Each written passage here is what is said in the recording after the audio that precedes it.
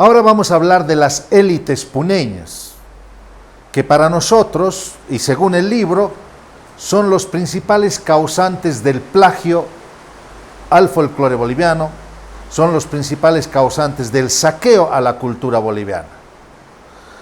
¿Cuáles son estas élites puneñas? Nosotros hemos distinguido tres tipos de élites.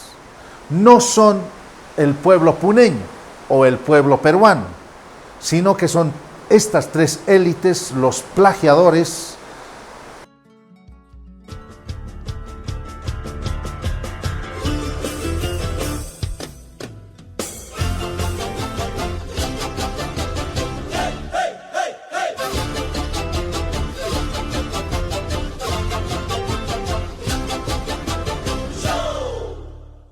Bienvenidos, bienvenidas, queridos amigos, amigas en Bolivia y el mundo, al segundo capítulo del saqueo folclórico de Bolivia. Estamos hablando del plagio a la cultura boliviana. Esto lo hacemos ¿por qué? Porque estamos analizando el libro, El saqueo folclórico de Bolivia, que lo hemos presentado hace algunos años. Vamos a hablar ahora de Bolivia Andina, este grupo de danza, este ballet de danza ha jugado un rol muy importante dentro del folclore boliviano y obviamente está también mencionado en el libro. Vamos a recordar que en los años 60, 70, un grupo de bordadores que vivían por el barrio Chijini, hoy por hoy Gran Poder, y actualmente la calle Los Andes, donde muchos de los bordadores se han ido forjando y desarrollando diferentes tipos de trajes. Ahí justamente en base a los bordadores se arma un grupo de danza que luego el señor Luis Calderón crea el ballet folclórico Bolivia Andina con el objetivo de mostrar el folclore boliviano en diferentes regiones de Bolivia y por supuesto en el exterior.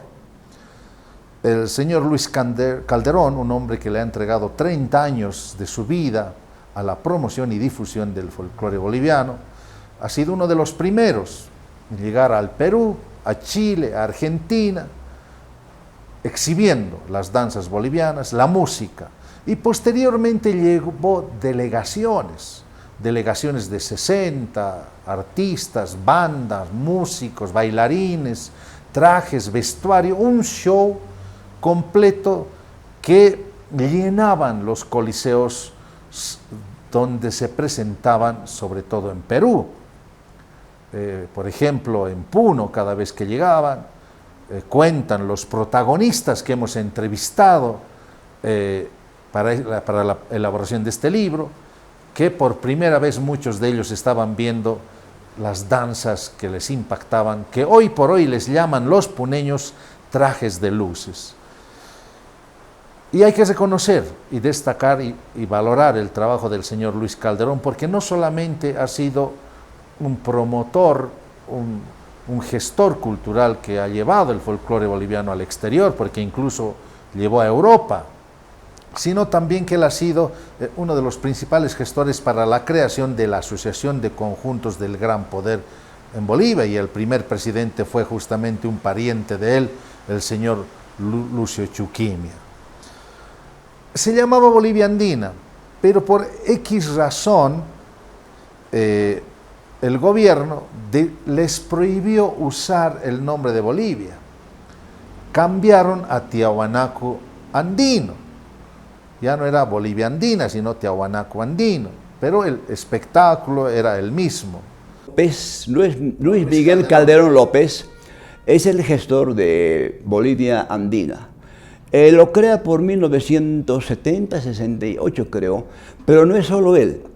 En Bolivia Andina estaba Marisma Munián Internacional, estaba el grupo de Joritica, que eran bordadores, serían unas 4 o 6 parejas, no sé, y por último el grupo Humala. En 1972, Luis Calderón López, él es el impulsor de hacer la Asociación Conjuntos Folclóricos del Gran Poder, porque más antes el que manejaba no era una entrada, sino los grupos, era la Junta de Vecinos, un poco apoyado por la sacristía, por los curas de el Gran Poder.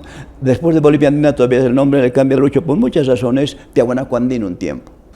¿Y por qué ese cambio? Bueno, en ese entonces teníamos el Instituto Boliviano de Cultura, que luego pasó a ser la Secretaría Nacional de Cultura y posteriormente Viceministerio de Cultura.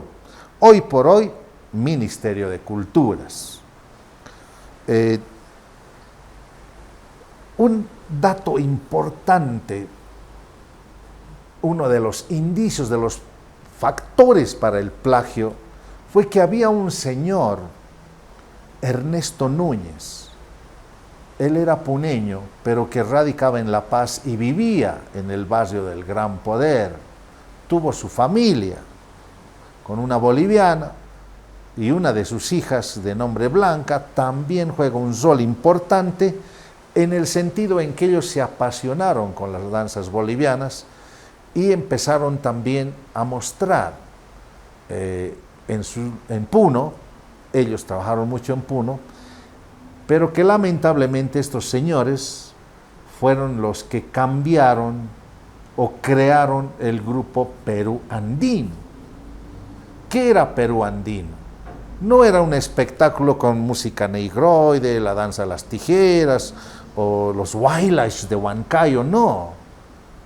En esta parte de la sierra, porque ya decíamos a un inicio que los limeños, los costeños tenían otra cultura que no conocían y a veces no aceptaban por el tema de la discriminación y el racismo lo que acontecía en la sierra. En Bolivia también. Antes no se permitía bailar la danza de los caporales en Santa Cruz, por ejemplo. El primer grupo de caporales que quiso bailar en Santa Cruz fueron sacados, fueron prohibidos. Entonces, en esos años, en los años 60, 70, la discriminación era mucho más fuerte. Perú Andino, creado por este señor Ernesto Núñez y su familia, fue parte del plagio y tal vez con un rol muy determinante. Ernesto Núñez era un productor, un manager, un representante, un empresario de folclore allá en Puno, y era de peso Ernesto Núñez, no solo era alto, bien. Los hijos de Nan y Coco y otros más son los que han seguido. Bueno, Blanca, que era su hija.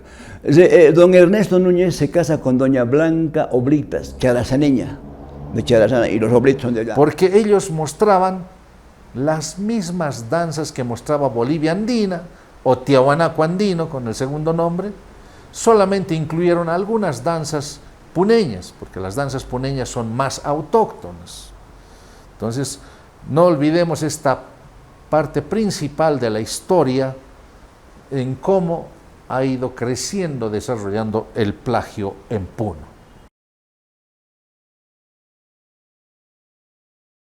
Esta innovación venía de Bolivia, porque bien es cierto, esta innovación vino del lado boliviano. Hoy en día en Puno se baila esta diablada.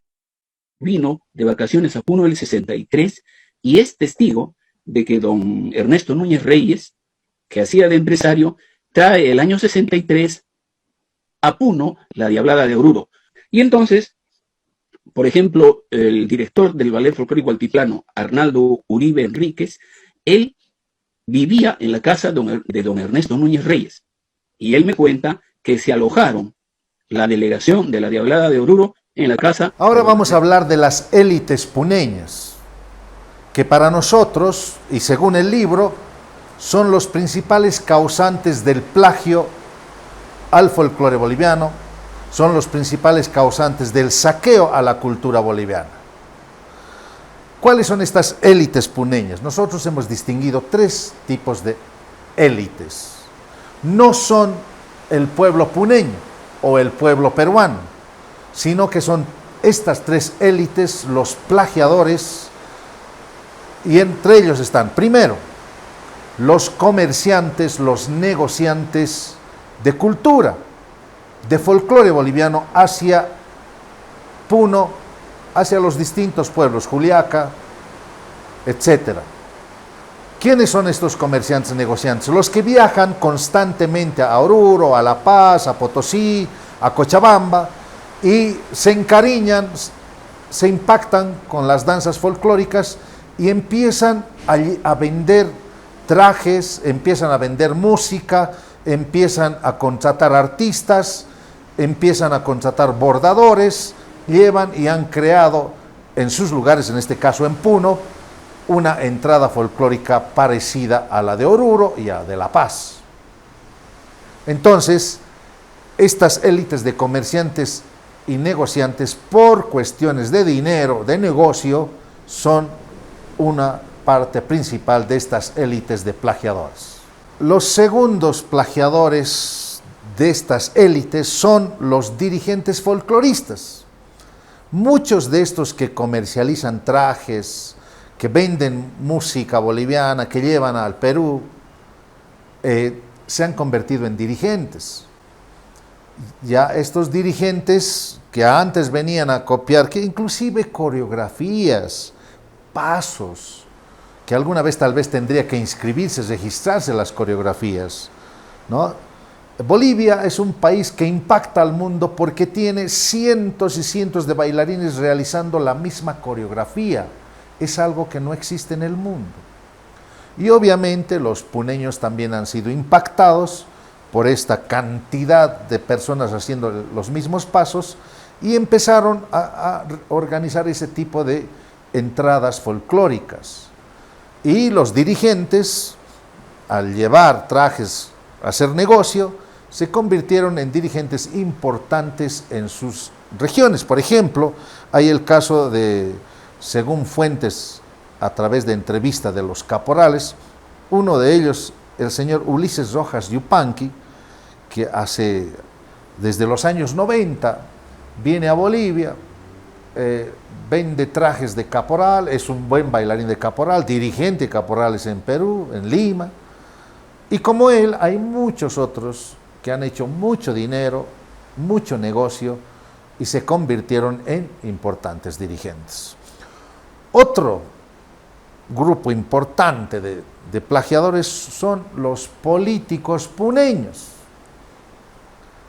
Estos dirigentes se convirtieron en parte de la Federación Regional de Cultura y Folclore de Puno, que es la institución folclórica más importante que hay, y a través de ellos lograron el apoyo de mucha gente, de los bailarines, que los llevaron a ser alcaldes, gobernadores, diputados, parte del Congreso peruano.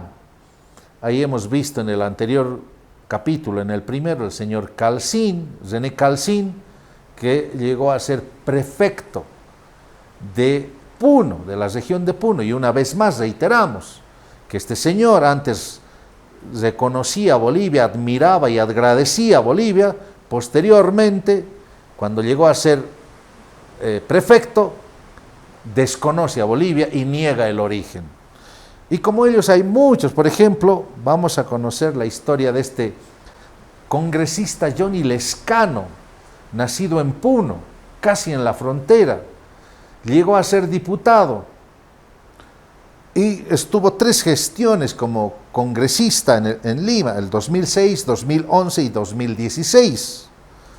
Entonces resulta que este señor se ha ido haciendo famoso y se ha ido haciendo popular y aceptado en Lima con el discurso de que la diablada, la morenada, los caporales son de Puno.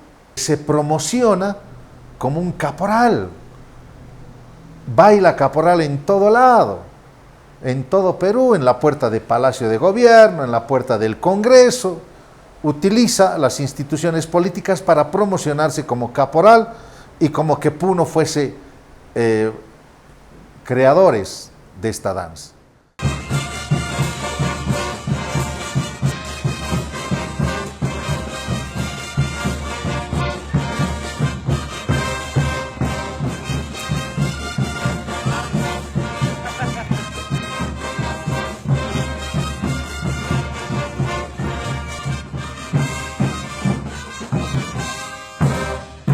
En Bolivia hemos tenido este tipo de personajes que han utilizado el folclore para hacer campaña política. Se recuerda del ex ministro de Educación, Tito Osdevila, que en paz descanse. De igual manera, se ha promocionado en el Carnaval de Oruro. Entonces este señor congresista Johnny Lescano hace lo mismo y de esa manera ha sido aceptado y obviamente valorado, pero no por él, sino por el folclore boliviano. Y esto es lo que pasa con los puneños que ahora están en Lima, donde son respetados gracias al folclore boliviano.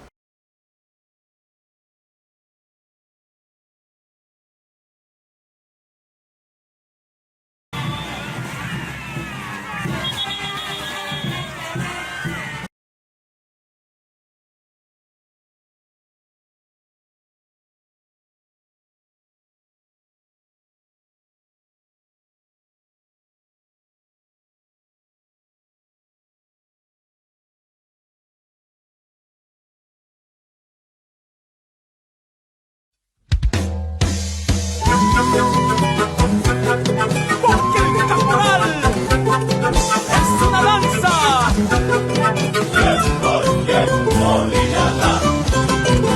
El caporal de mi tierra, tierra boliviana, se baila en todo el mundo y siempre con la misma pasión. El caporal de mi tierra, tierra boliviana, se baila en todo el mundo y siempre con la misma pasión. Con los hermanos Estrada Pacheco nace este ritmo sensual. Vamos flameando nuestra tricolor. Caporal, 100% boliviano. Con los hermanos Estrada Pacheco nace este ritmo sensual. Vamos flameando nuestra tricolor. Caporal, 100% boliviano. Esta es la fuerza del caporal. Vamos todos a bailar. Que el mundo escuche hoy nuestra voz. ¡Que viva Bolivia! ¡Que viva! Esta es la fuerza del caporal. Vamos todos a bailar. Bailando. Que el mundo escuche hoy nuestra voz. ¡Que viva Bolivia! ¡Vamos bailando! La danza del caporal en todo el mundo.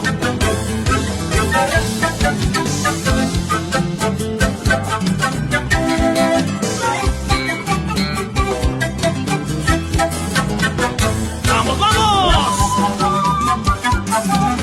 Así se baila la cholita.